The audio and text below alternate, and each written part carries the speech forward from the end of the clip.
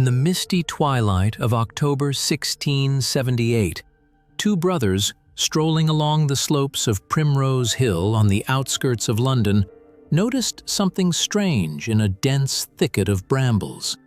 Drawing closer, they discovered what would soon send shivers through all of England and alter the trajectory of a great power for decades to come.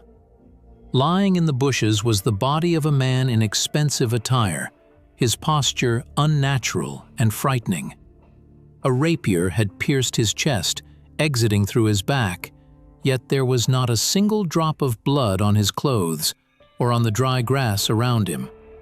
This paradox became the first link in a chain of events that would later be called one of the most extensive hoaxes and political tragedies in human history. The man in the bushes was Sir Edmund Berry Godfrey, a respected justice of the peace whose honesty and judiciousness were known to every inhabitant of the capital.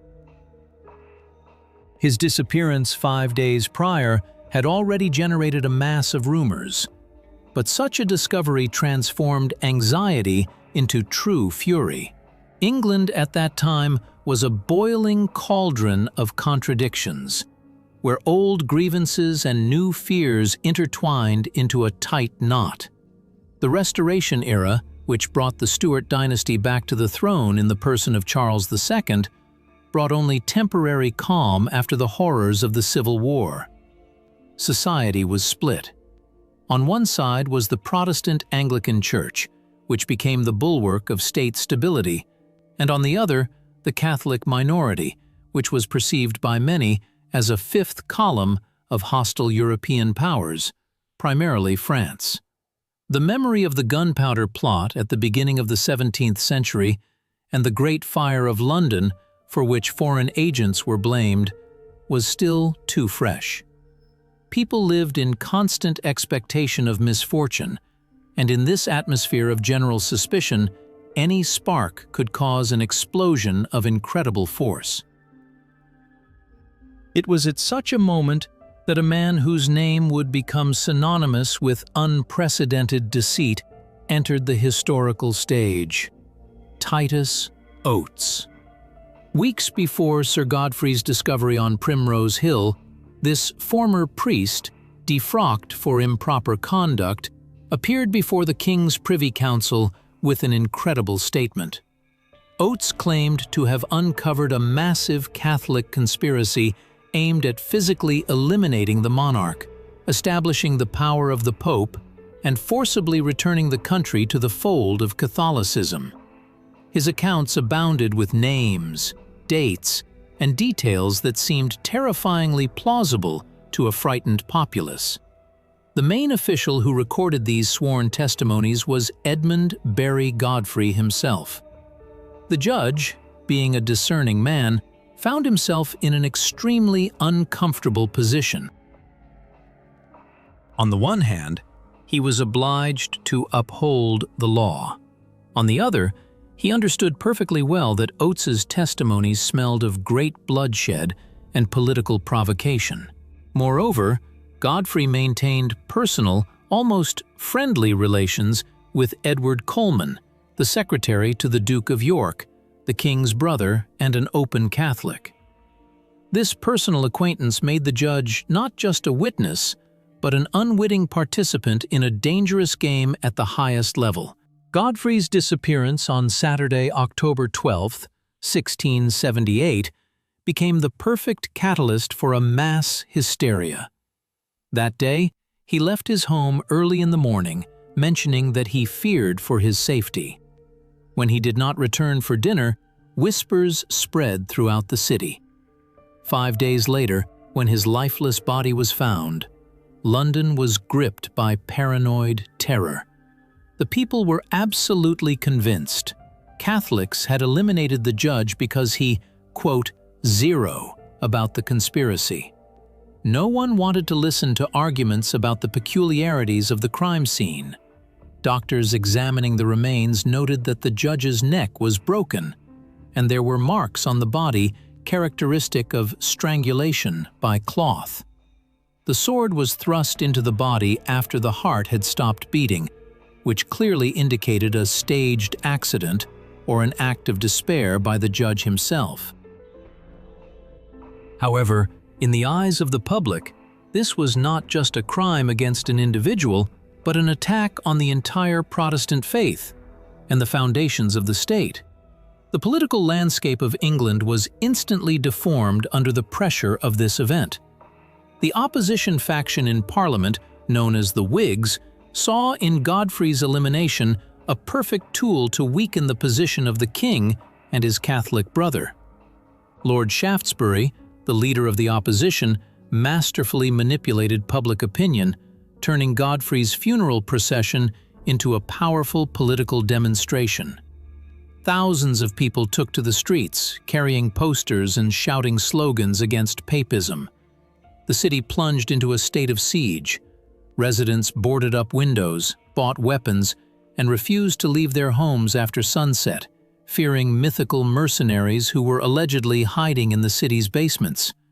Every Catholic in London became a potential criminal in the eyes of their neighbor. The internal conflict of the key participants in this drama reached its peak. Titus Oates, realizing that his lies had received such powerful reinforcement in the form of a real body, began to expand his testimony, accusing more and more people. He felt like the savior of the nation, basking in glory and state support. On the other hand was King Charles II, a cynical and intelligent man who, from the very beginning, did not believe a single word of Oates. But the monarch found himself a hostage to the situation. An attempt to protect his Catholic subjects or expose the perjurer could lead to a new uprising and the loss of the crown. Charles was forced to sign death warrants for people whose innocence he was absolutely certain of, simply to maintain a fragile peace in the capital. This was a time when personal conscience was sacrificed for political survival, and this burden fell on the shoulders of many contemporaries. Edmund Berry Godfrey himself remained a mystery even after his death. Friends remembered him as a man prone to melancholy and heavy contemplation. There was a version that the judge, realizing the scale of the impending catastrophe and the impossibility of preventing violence, decided to end his own life, leaving behind an insoluble mystery. His internal conflict between duty to the law and loyalty to friends could have become unbearable. But such a version was extremely disadvantageous to those who craved revenge. Protestant activists needed a martyr who fell at the hands of enemies, not a victim of an internal crisis. Therefore, any evidence pointing to the absence of outsiders at the crime scene was ignored or declared the machinations of the Jesuits. The ideological conflict that unfolded against the backdrop of these events touched upon the very foundations of justice. The English legal system of that time, proud of its traditions, suddenly transformed into a mechanism for legalized reprisals. People whose only guilt lay in their faith found themselves in the dock. The chief accuser was not the law, but fear. Witnesses, such as William Bedloe, a criminal with a dubious past, suddenly became leading experts on matters of national security. Bedloe claimed to have seen Godfrey eliminated in the cellars of Somerset House, the residence of the Catholic Queen. Despite the fact that his testimony constantly changed and contradicted common sense, judges and juries accepted it with frightening readiness. In this clash of facts and faith, transformed into fanaticism, triumphed. The paradox of the situation was that the more lies appeared, the stronger the thirst for blood became. The principle of presumption of innocence was discarded as unnecessary. Two systems of values clashed: the rational search for truth and the collective need to find a scapegoat. Society demanded simple answers to complex questions, and Oates's plot provided these answers. Anyone who questioned the words of witnesses was automatically declared an accomplice to the crime. This was an intellectual terror, before which even the most brilliant minds of the era faltered. The turning point came when the investigation focused on three humble workers of Somerset House: Green, Berry, and Hill.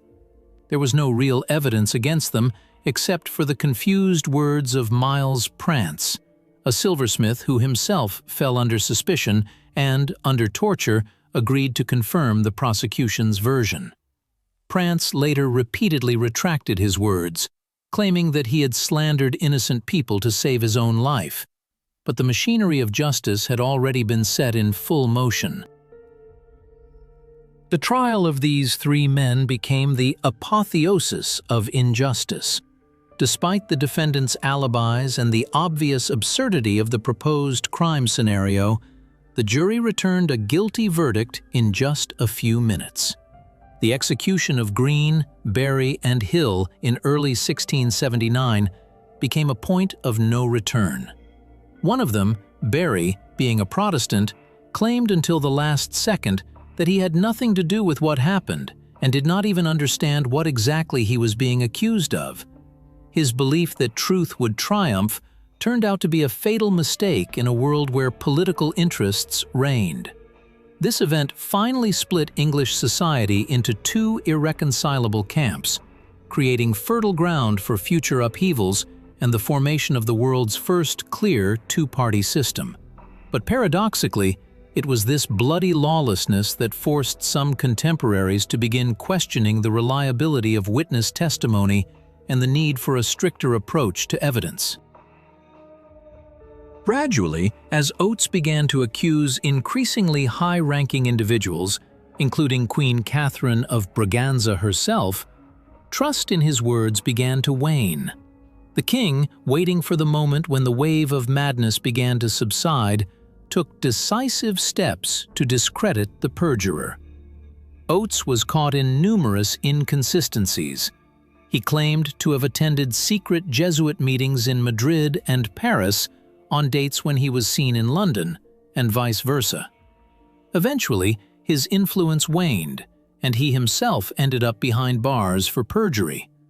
However, the damage had already been done. By then, dozens of innocent people had lost their lives, and the reputation of England's Catholic community was destroyed for centuries to come.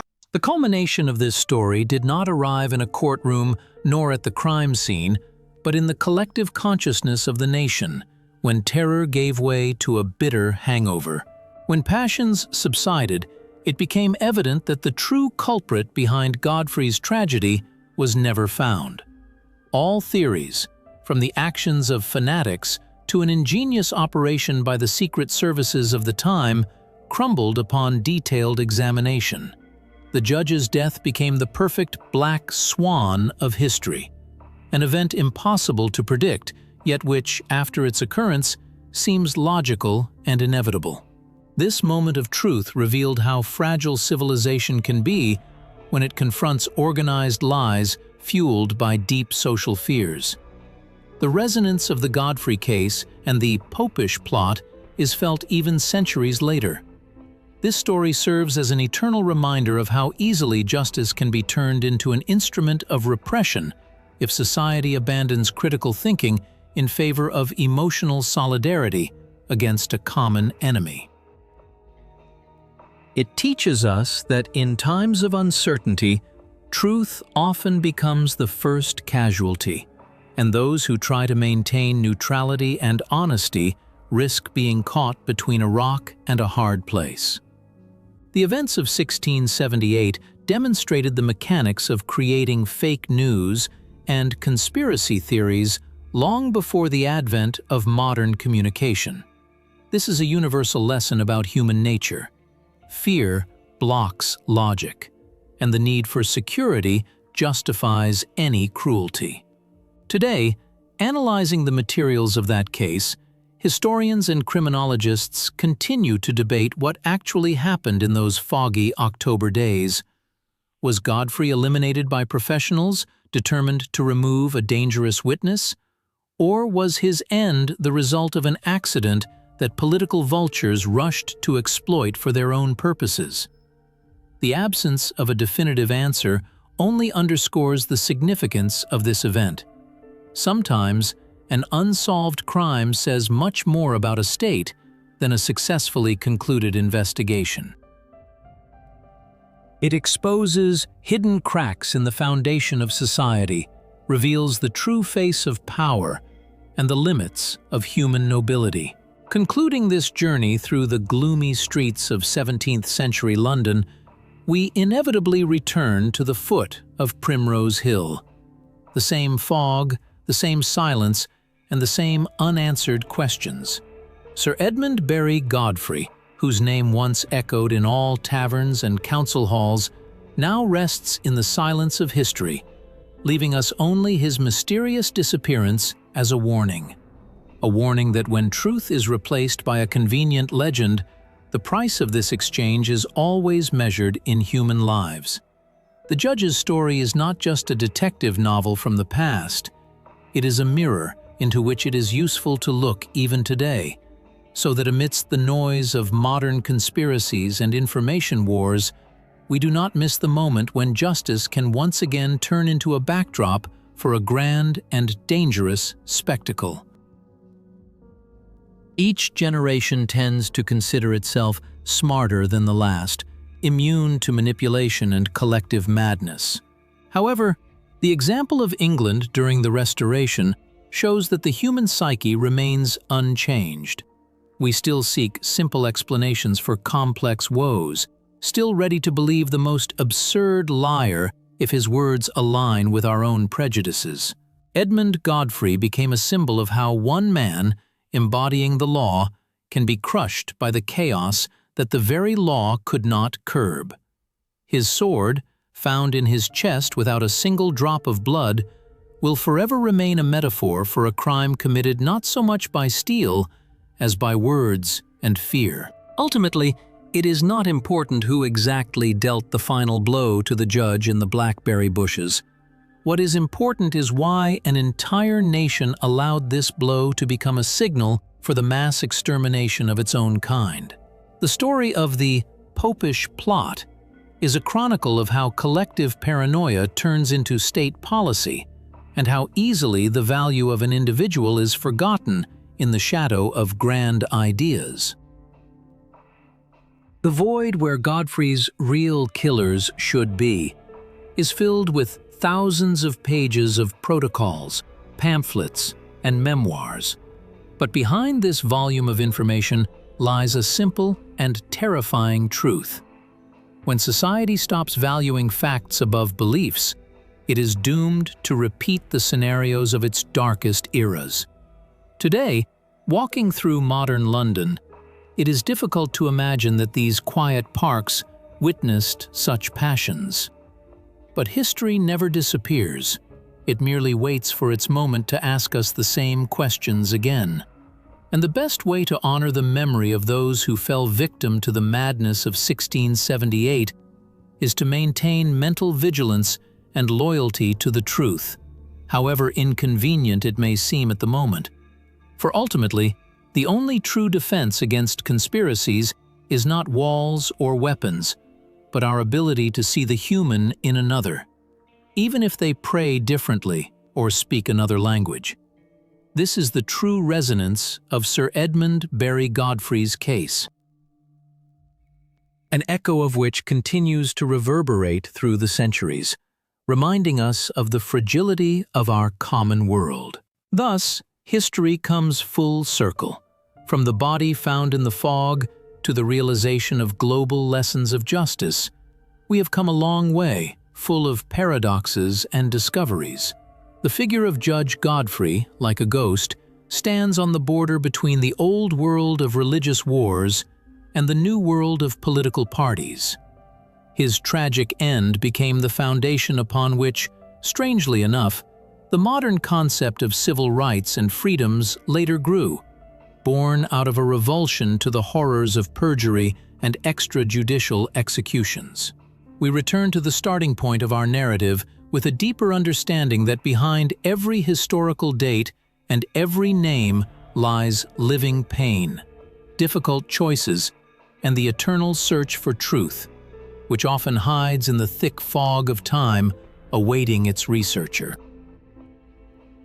All this grand drama, played out against the backdrop of London's old stones, teaches us that history is not only a list of victories and achievements, but also a chronicle of our mistakes. Godfrey's death was not an end. It became the beginning of a long and painful process of a whole nation's maturation. And today, as we face new challenges and new quote won, it is worth remembering that lonely judge from Primrose Hill. His silence is the loudest cry in the history of English justice, urging us never to sacrifice truth for political gain, and always to seek the human behind the veil of ideological slogans. Only in this way can we guarantee that the shadows of the past remain in the past, and our future will be built on the solid ground of reality, not on the shifting sands of deception. The history of the Restoration and the ensuing crisis is a complex score where every sound matters. We have analyzed it note by note, seen hidden motives and obvious consequences. We have understood how Titus Oates' personal ambitions intertwined with Lord Shaftesbury's state interests, and how this led to catastrophe. We have seen how the king, trying to save the country, lost a part of his soul. But most importantly, we have seen that even in the darkest times, there are people capable of preserving dignity, even if their names are erased from the memory of the majority. In this endless movement of time, Godfrey's case remains an important landmark, reminding us that the true greatness of a nation is measured not only by its power, but also by its ability to admit its mistakes and strive for justice, no matter what. Concluding this narrative, we leave Sir Edmund Berry Godfrey where he belongs, in the pantheon of those whose life and demise became catalysts for great change. His story is a reminder that even the darkest crime can bring the light of knowledge, if we find the strength to learn its lessons. With this, we close the page on this political detective story of the Restoration era, reserving the right to reflect and further seek answers in the endless labyrinth of the past. May this experience serve as a reliable shield against future storms and help us maintain clarity of vision in a world that so often tries to conceal the truth behind a veil of fog and unspoken words. We can only hope that the lessons of 1678 were fully learned. The tragedy, which began with a single sword in a blackberry thicket, ended with the birth of a new political order, which, despite all its shortcomings, was a step forward in the evolution of human society. This is the paradox of history. From the ashes of injustice, sometimes the seeds of a more perfect future are born. And although the real culprits of Godfrey's death took their secret to oblivion, their deed served a strange service to progress, forcing humanity to recoil from its own shadow and begin the long journey towards the light of reason and the rule of law. History is not a frozen monument, but a living process in which we all participate. Every decision we make today can become tomorrow's lesson for descendants. May the example of Justice Godfrey inspire us to be honest with ourselves and with the world, and may his mysterious end not be a cause for fear, but an impetus for the search for truth. We bid farewell to this era, but its echo will always accompany us, reminding us that truth is the only thing that truly matters in the infinite flow of time.